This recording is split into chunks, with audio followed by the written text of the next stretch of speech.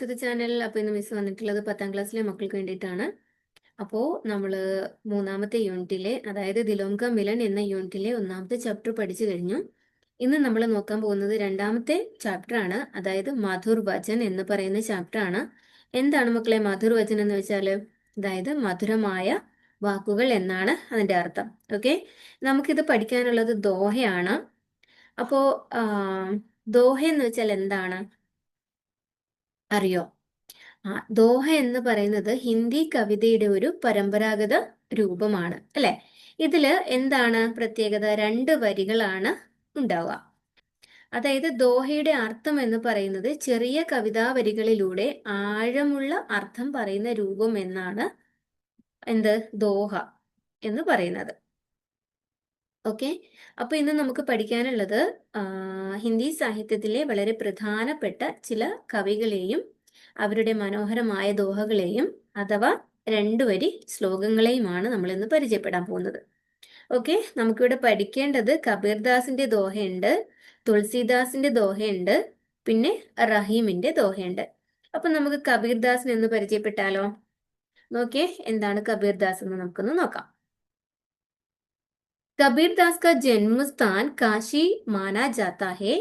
वे मध्यकालीन भारत के भक्त कवि एवं समाज सुधारक थे। साधना के क्षेत्र में वे युग युग के गुरु थे। उन्होंने संत काव्य का पथ प्रदर्शन कर साहित्यिक क्षेत्र में नव निर्माण किया था। साखी, सबद और रमैनी उनकी मुख्य रचनाएं हैं. അപ്പൊ നോക്കിക്കേ, കബീർദാസ് കാ ജന്മസ്ഥാൻ കാശി മാനാ ജാത്താ ഹേ. അപ്പോ കബീർദാസിന്റെ ജന്മസ്ഥലം കാശിയാണെന്നാണ് വിശ്വസിക്കപ്പെടുന്നത്. വേ മധ്യകാലീന ഭാരത് കെ ഭക്ത് കവി ഏവം സമാജ് സുധാരക് ഥേ. അപ്പോ മധ്യകാല ഇന്ത്യയിലെ ഒരു ഭക്ത കവിയും സാമൂഹിക പരിഷ്കർത്താവുമായിരുന്നു ആര്? കബീർദാസ്. സാധനാ കെ ക്ഷേത്ര മേ വേ യുഗ് യുഗ് കെ ഗുരു ഥേ. उन्होंने संत काव्य का पथ प्रदर्शन कर साहित्य क्षेत्र में നവനിർമ്മാൺ किया था. അപ്പൊ എന്താണ്?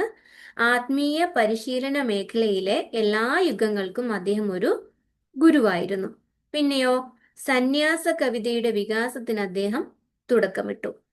സാഹിത്യ മേഖലയെ എന്ത് ചെയ്തു? സാഹിത്യ ക്ഷേത്രമേ നവനിർമ്മാൺ കിയാഥ. സാഹിത്യ മേഖലയെ പുനർനിർമ്മിക്കുകയും ചെയ്തു. സാഖി, സബദ് ഔർ രമൈനി ഉൻകി മുഖ്യ രചനായേ ഹേ. അദ്ദേഹത്തിന് പ്രധാനപ്പെട്ട കൃതികൾ ഏതൊക്കെയാണ്? സാഖി, സബദ്, പിന്നെ രമൈനി എന്നിവയാണ് കബീർദാസിന്റെ പ്രധാനപ്പെട്ട കൃതികൾ. അപ്പൊ നമുക്ക് അദ്ദേഹത്തിന്റെ ദോഹ എന്ന് നോക്കാം. നോക്കിയേ, 2 ദോഹയാണ് ഇവിടെ കൊടുത്തിട്ടുള്ളത്. ഒന്നാമത്തെ നമുക്ക് നോക്കാം. ഐസി ബാണി ബോലിയെ मन का आपा खोय अपना तन शीतल करे और को സുഖ ഹോയ്. ഐസി ബാണി ബോലിയെ. എന്താണ് ഇവിടെ പറയുന്നത്? അതായത് ഈ ദോഹയിൽ കവി നമ്മളോട് പറയുന്നത് എങ്ങനെ സംസാരിക്കണം എന്നുള്ളതാണ്. മൻ കാ ആപ്പാ ഖോയ്. അപ്പൊ എങ്ങനെയാണ് സംസാരിക്കേണ്ടത്? നമ്മൾ സംസാരിക്കുമ്പോൾ നമ്മുടെ മനസ്സിന്റെ അഹങ്കാരം ഉപേക്ഷിച്ച് വേണം സംസാരിക്കാൻ എന്നാണ് കബീർദാസ് പറയുന്നത്. അപ്നാ തൻ സീതൽ കരേ ഔറൻ കോ സുഖ് ഹോയ്. അതായത് അങ്ങനെ സംസാരിച്ചാല് നമ്മുടെ ശരീരത്തിനും മനസ്സിനും ശാന്തി ലഭിക്കുകയും മറ്റുള്ളവർക്ക് സന്തോഷം ലഭിക്കുകയും ചെയ്യുന്നു എന്നാണ് പറയുന്നത്. അതായത് സംസാരം കൊണ്ട് ശരീരത്തെയും മനസ്സിനെയും ശാന്തമാക്കാൻ സാധിക്കുമോ? തീർച്ചയായും അല്ലേ? തീർച്ചയായിട്ടും സാധിക്കും. നമ്മൾ നല്ല വാക്കുകൾ സംസാരിക്കുമ്പോൾ അത് കേൾക്കുന്നവർക്ക് മാത്രമല്ല പറയുന്ന നമുക്കും നല്ലൊരു മാനസികാവസ്ഥ നൽകുന്നു. അതാണ് ഈ ഒരു ദോഹ കൊണ്ട് ഉദ്ദേശിക്കുന്നത്. ഐസി ബാണി ബോലിയെ മൻ കാ ആപ്പാ ഖോയ് അപ്നാ തൻ സീതൽ കരേ ഔറൻ കോ സുഖ് ഹോയ്. അതായത് എന്താണ്?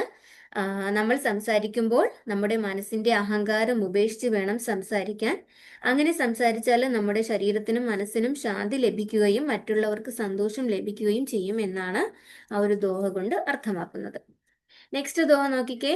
സാധു ഐസ ചാഹിയേ ജൈസാ സൂപ്പ് സുഭായ് സാർ സാർ കോ ഗഹി രഹേ ധോതാ ദേ ഉഡായ്. അപ്പൊ എന്താണ് സാധു ഐസ ചാഹിയേ.